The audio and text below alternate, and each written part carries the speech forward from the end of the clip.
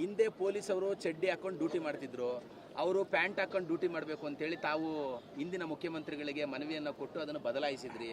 ಈಗ ಮತ್ತೊಮ್ಮೆ ಪೊಲೀಸ್ ಅವರ ಟೋಪಿ ಬದಲಾಗಬೇಕು ಅನ್ನೋಂಥ ಒಂದು ನಿರ್ಧಾರನ ಕೈ ಬಿಡಬೇಕು ಅನ್ನೋಂಥದ್ದು ತಾವಿವತ್ತು. ಈಗ ತಮಗೆ ಗೊತ್ತಿರೋಂಗೆ ನಾನು 67ರಲ್ಲಿ ಕರ್ನಾಟಕ ವಿಧಾನಸಭೆಯ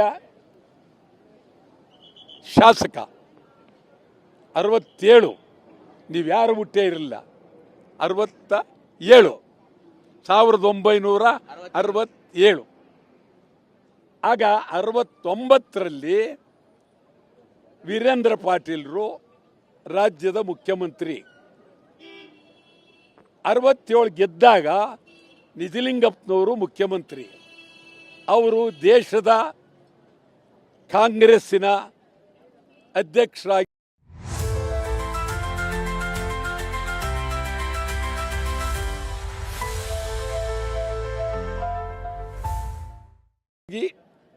ಅವರು ಹೋದ ತಕ್ಷಣ ಆ ಕಾಲದ ಕಾಂಗ್ರೆಸ್ ಅಂದರೆ ನಿಜಲಿಂಗಪ್ಪನವರು, ಕಾಮರಾಜ್ ನಾಡ್, ಅತುಲ್ಯ ಘೋಷ್, ಭಾರಿ ಅಂದ್ರೆ ಭಾರಿ. ಅವರಲ್ಲಿ ಹೋದ ತಕ್ಷಣ ಇಲ್ಲಿ ವೀರೇಂದ್ರ ಪಾಟೀಲರು ಮುಖ್ಯಮಂತ್ರಿ ಆಗ್ತಾರೆ.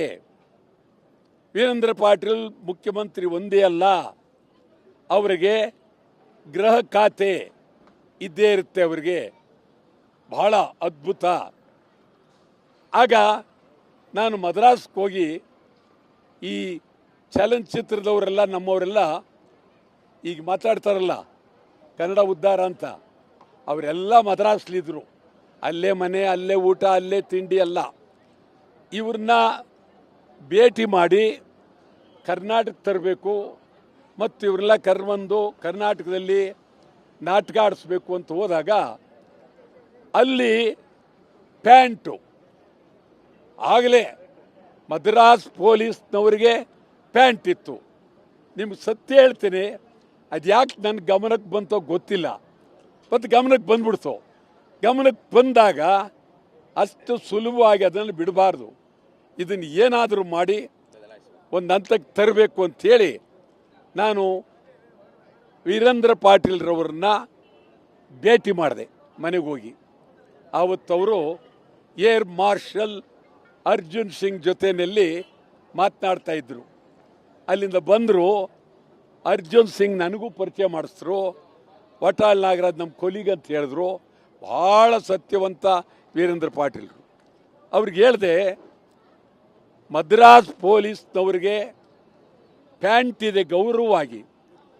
ಕರ್ನಾಟಕದ ಪೊಲೀಸು, ಟ್ರಾಫಿಕ್ನವ್ರು ಇರ್ಬೋದು, ಪೊಲೀಸ್ ಇರ್ಬೋದು, ಲಾಂಡ್ ಆರ್ಡರ್, ಎಲ್ಲರಿಗೂ ಚಡ್ಡಿ ಇದು ನಮಗೆ ಗೌರವ ಅಲ್ಲ, ರಾಜ್ಯಕ್ಕೆ ಅಗೌರವ.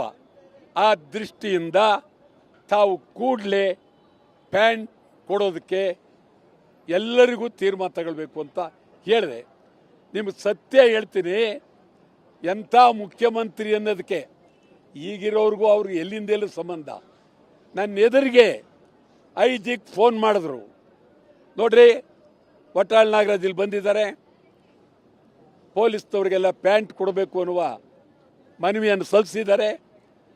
ನಾ ಮುಂದಿನ ಕ್ಯಾಬಿನೆಟ್ಗೆ ಇದನ್ನು ಇಡಬೇಕಾಗಿದೆ. ಇಡೀ ರಾಜ್ಯಕ್ಕೆ ಪ್ಯಾಂಟು, ಫುಲ್ ಪ್ಯಾಂಟ್ ಕೊಟ್ಟರೆ ಎಷ್ಟಾಗ್ಬೋದು ಬಜೆಟ್ ಅಂಥೇಳಿ ಕೊಡಿ ಅಂಥೇಳಿ ಅಲ್ಲೇ ನನ್ನ ಎದುರಿಗೆ ಮುಂದಿನ ಕ್ಯಾಬಿನೆಟ್ ಬಂತು. ತೀರ್ಮಾನ ಆಗೇ ಹೋಯಿತು. ಇವತ್ತು ಇದೆಲ್ಲಕ್ಕೂ ಮೊದಲಿಂದಲೂ ಪೊಲೀಸರಿಗೆ ನಾನೇ ಬೆಂಬಲ ಕೊಟ್ಟಿರೋದು. ಇನ್ಯಾವನು ಕರ್ನಾಟಕದ ಇತಿಹಾಸದಲ್ಲಿ ಒಬ್ಬ ರಾಜಕಾರಣಿ, ಒಬ್ಬ ಕಲಾವಿದ, ಒಬ್ಬ ವಟಾಳ್ ನಾಗರಾಜ್ ಒಬ್ಬರೇ. ಅವ್ರು ಏನೇ ಬಂಧನ ಮಾಡಲಿ, ಏನೇ ತೊಂದರೆ ಕೊಡಲಿ, ಅವ್ರಿಗೂ ಇರುವ ಮನುಷ್ಯತ್ವ, ಅವರು ಬದುಕಬೇಕಲ್ಲ, ಅವ್ರಿಗೂ ಆರೋಗ್ಯ ಬೇಕಲ್ಲ. ಇದ್ರ ಬಗ್ಗೆ ಭಾಳ ಹೋರಾಟ ಮಾಡಿದ್ದೀನಿ. ನಿಮ್ಗೆ ಹೇಳೋದಾದರೆ, ದೇವರಾಜರ್ಸ್ ಕಾಲದಲ್ಲಿ ಅಸೆಂಬ್ಲಿ ಒಳಗೆ ಅವರಿಗೆ ಚಳುವಳಿ ನಡೆದಾಗ ಕೊಡುವ ಊಟ, ಈ ಊಟ ನೀವು ತಿಂತೀರಾ ಅಂಥೇಳಿ ಅಸೆಂಬ್ಲಿಗೆ ಹೋಗಿ ಕೊಟ್ಟಿದ್ದೆ. ಇದು ಭಾಳ